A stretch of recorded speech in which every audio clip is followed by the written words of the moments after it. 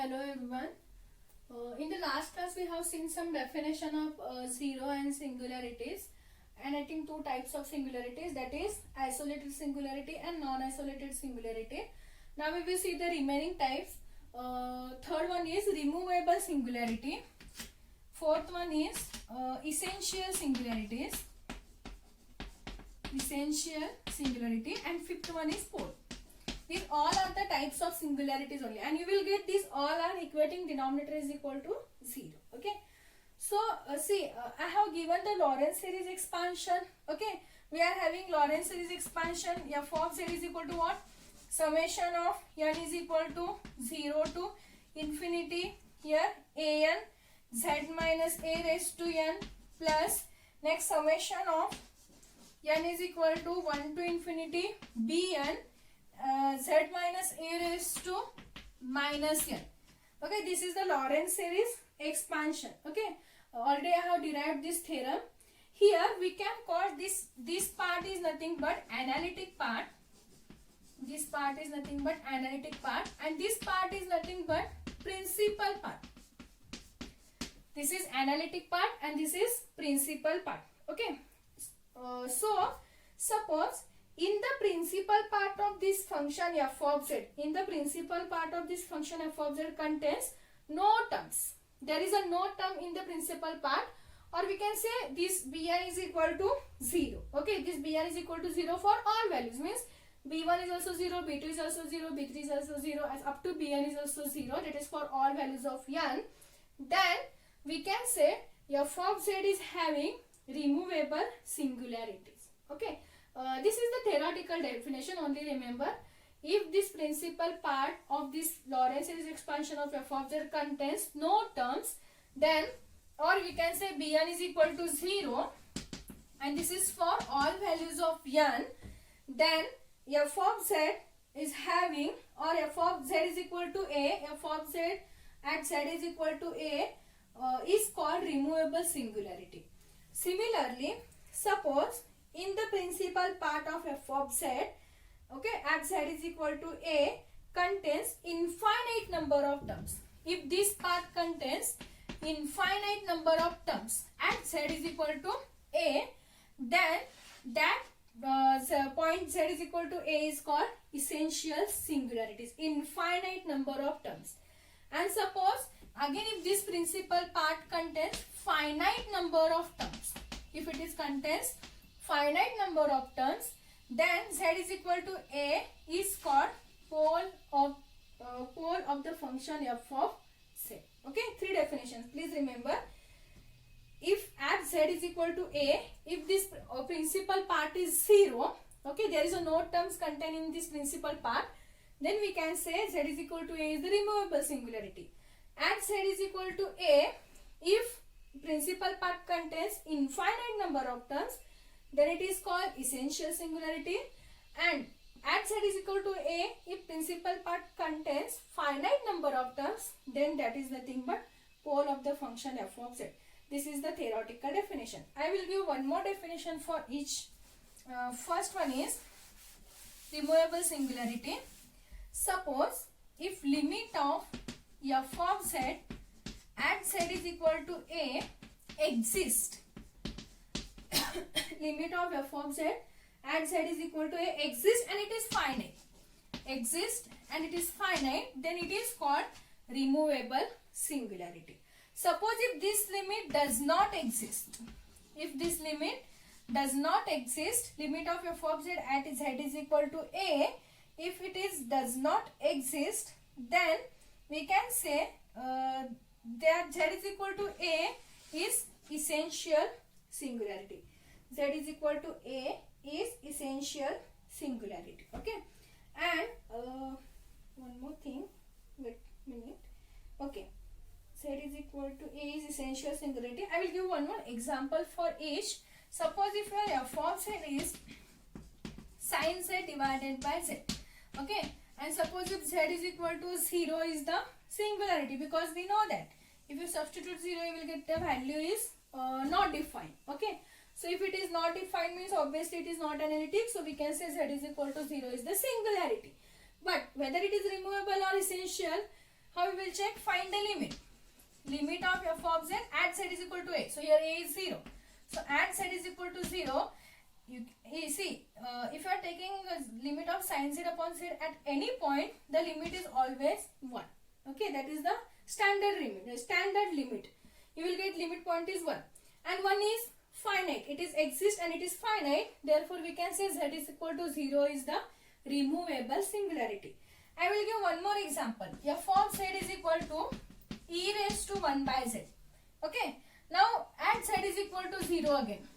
At z is equal to 0. What we will get? 1 upon 0. Okay. So, it is, or you can take limit of f of z at z tends to 0. What the limit you will get? E raised to 1 upon 0. But 1 upon 0 is infinity. And e raised to infinity is infinity.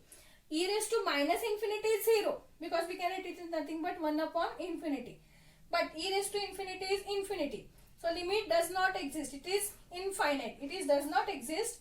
Therefore, here z is equal to 0 is called essential singularity. Okay, please remember, if limit of f of z at z tends to a exists and it is finite, then we can say z is equal to a is the removable singularity.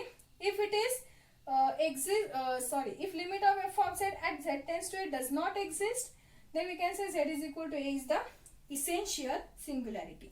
And these two are the examples of removable and essential. Next is pole.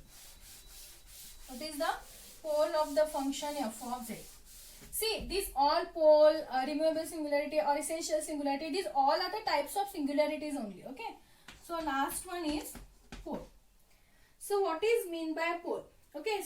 Just I have given one definition. If there are finite number of terms in the Lorentz series expansion of the principal part of the Lorentz series expansion, then we can say z is equal to is the pole of the function. But one more definition, a point,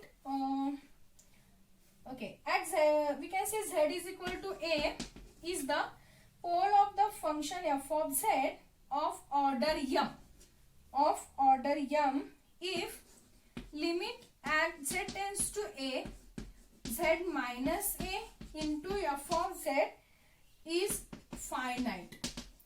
It exists, and if it is finite, then we can say z is equal to a is the pole of the function f of z. Okay, limit at z tends to a z minus a into f of z, it exists, and if it is finite, then we can say z is equal to a is the pole of the function f of z. Okay.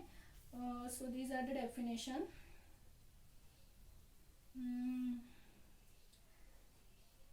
See, starting in the last class, I have given the definition of 0 and order of 0. Similarly, here order of pole. Okay, how we will find what is the order of pole? You will get it is just I have said. Sorry, z is equal to a is called pole of order m if limit at z tends to a z minus a raised to m f of z is exist and it is finite. Okay. See, suppose if your f of z is z divided by z minus 1 square, z divided by z minus 1 whole square, then just I have said to find the singularity. Pole is nothing but type of singularity only. What we will get singularity means we have to equate the denominator is equal to 0. So z minus 1 whole square is equal to 0. So we will get z minus 1 is 0, z minus 1 is 0, so z is equal to 1 and 1. So here z is equal to 1 is called pole of order 2. Pole of order 2. Pole of order 2 because it is in the form of z minus a raised to m. Okay. Suppose if your z is equal to a is pole of order 1 only. If z is equal to a is the pole of order 1 only, then we can say z is equal to a is nothing but simple pole. Same, whatever we use the definition for zeros, similarly here it is the simple pole.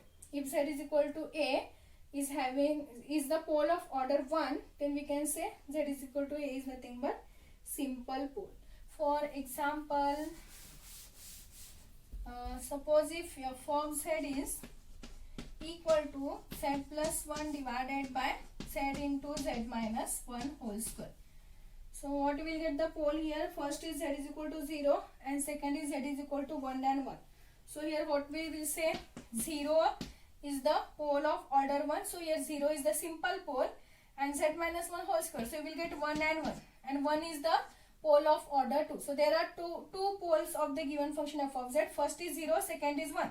But 0 is the simple pole because it is of order 1 and 1 is the pole of order 2. Okay. So these all are the types of singularities: isolated, non-isolated, removable, essential, and the last one is pole. Okay. So suppose in the example, if they ask, only remember the difference. They can say find the zeros, find the zeros, and either they can say find the zeros and poles, or they can say